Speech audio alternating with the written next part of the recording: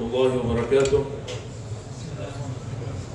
الحمد لله رب العالمين والصلاة والسلام على نبينا Mohammed وعلى آله وصحبه ومن والاه. My dear brothers and sisters in Islam,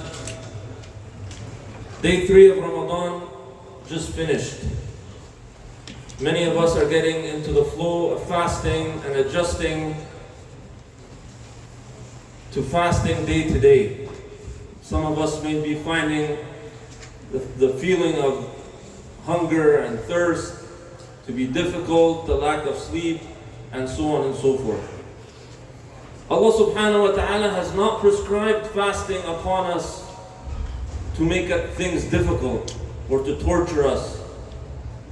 When Allah subhanahu wa ta'ala mentioned in the verses of fasting, He said, يُرِيدُ اللَّهُ بِكُمُ الْيُسْرَ وَلَا يُرِيدُ بِكُمُ الْعُسْرَ.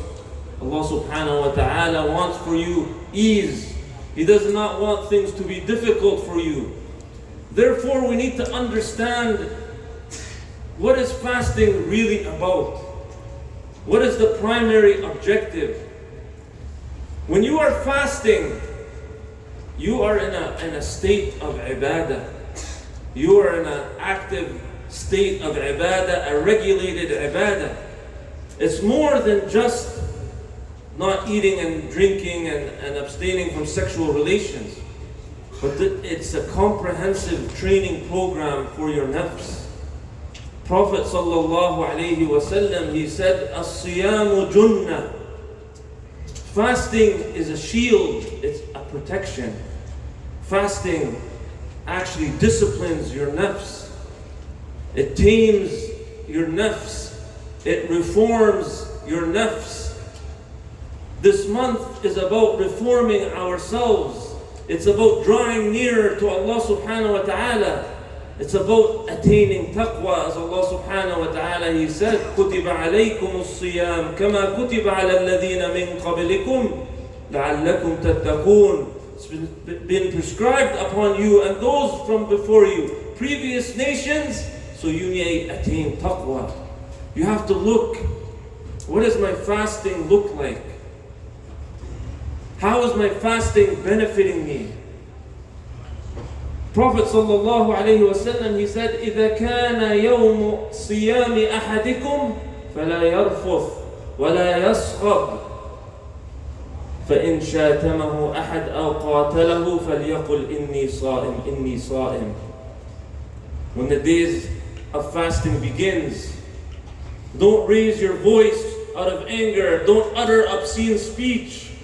And if someone mistreats you or insults you, say, I'm fasting, I am fasting. While you are fasting, you're not to be insulting, fighting, and mistreating, and engaging in gossip. Otherwise, what is the benefit of your fasting? You should be abstaining from sin and all forms of haram. The protection, the shield, protects you from temptation, protects you from fitna. I'll finish with the hadith of the Prophet ﷺ that gives us a concrete example. He said, يَا مَعْشَرَ الشَّبَابِ مَنِ اسْتَطَاعَ مِنْكُمُ الْبَاءَ فَلْيَتَزَوَّجْ فَإِنَّهُ أَغَضُّ لِلْبَصَرِ وَأَحْصَنُ لِلْفَرْجِ وَمَنْ لَمْ يَسْتَطِعْ فَعَلَيْهِ بِالصَّوْمِ فَإِنَّهُ لَهُ وِجَاءٌ. O you men, whoever from you is able to support a wife, so then get married. But if you are not able to, Prophet ﷺ, he gave us the prescription to control your urges and temptations, to prevent you from looking at haram, and so on and so forth. What was that protection? As-siyam.